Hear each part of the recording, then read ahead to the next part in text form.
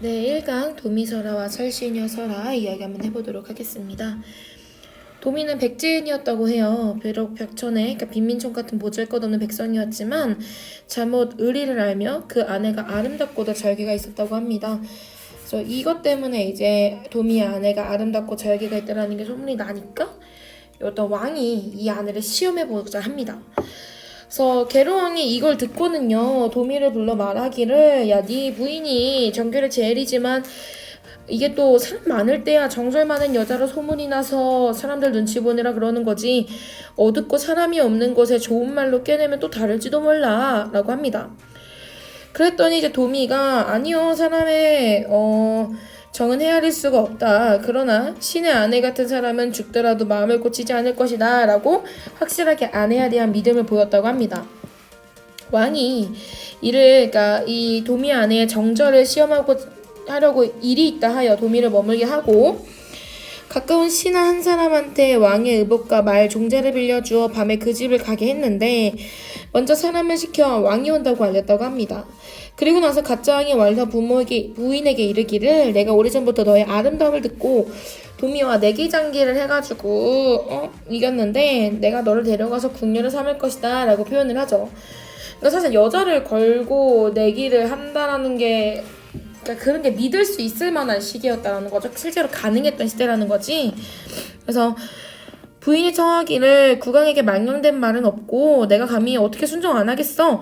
근데 왕이 먼저 방에 들어가세요. 저 옷 좀 갈아입고 갈게요 라고 하면서 일단 위기를 벗어나기 위해 순종하는 척을 한 거죠. 하고 물러와서는 한 여종을 단장시켜 수청을 들게 했는데, 근데 이 여종은 무슨 죄야, 그냥 신분이 낮다라는 종이라는 이유로 대신 수청을 들게 된 상황인 거잖아요. 사실 도미사라도 정절과 지조를 지키고 있지만 이 당시가 워낙 신분제 사회가 확연하게 잡혀있는 시기다 보니까 신분이 낮은 평민들은 또 마땅한 못마땅가 좀 불합리한 일에도 어쩔 수 없이 따라야만 했던 사회라는 걸 보여주는 부분이라는 거죠. 후에 계로왕이 속은 것을 알고 크게 노해서 도미를 죄로 엮어, 그러니까 괜히 화풀이를 지금 얘한테 하는 거예요. 이 도미 남편한테 두 눈동자를 빼고 사람을 시켜 끌어들여 작은 배를 싣고 모리에 띄워보냈다고 합니다. 그러니까 아까는 저 아내를 시험해본다라는 횡포를 부렸다더니 이번에는 도미, 그 아내가 자기를 속인 거에 대한 화풀이를 도미한테 하고 있는 거예요. 두 눈을 빼서 바다에 버렸대요. 그리고 그 부인을 억지로 불러들었는데, 내가 지금 남편을 잃어버렸으니까 어차피 저는 혼자 살아갈 힘이 없고 누군가랑 같이 살아가야 하는데, 더군다나 왕을 모시게 되었으니까 내가 어떻게 어기겠어. 근데 지금은 몸이 좋지 않으니까 며칠만 시간을 좀 주면 내가 다른 날 깨끗하게 목욕제게 하고 올게요 라고 얘기를 하니 그걸 또 믿어줍니다. 근데 그 믿어주는 사이에 부인이 바로 도망가서 강어기에 이르렀는데 건너갈 수가 없어 하늘을 부르며 통곡하는 중에 실제로 한쪽의 배가 물결을 따라오는 것을 보았고, 그 배를 타서 천성도에 갔더니 거기 남편이 아직 죽지 않고 있었던 거예요. 그래서 풀풀이를 케어 먹으며 드디어 함께 배를 타고 고구려 산산에 이르니 고구려 사람들은 그 부분을 되게 반갑게 맞아주었더라 라고 표현을 합니다. 그래서 뭔가 지금 백제인이었던 이 백제 왕은 되게 안 좋게 묘사를 하고 있는데, 이런 부부가 도망간 이 고구려에서는 되게 잘 받아주는 거 봐서는 백제는 좀 비판적인 시각으로 보고 있는 거고 고구려는 좀 우호적인 시각으로 묘사를 하고 있다라는 걸 봐서 그 사이에 백제하고 고구려 사이에 조금 신경전, 사이가 안 좋았다라는 것까지 우리가 발견할 수 있었던 것 같습니다.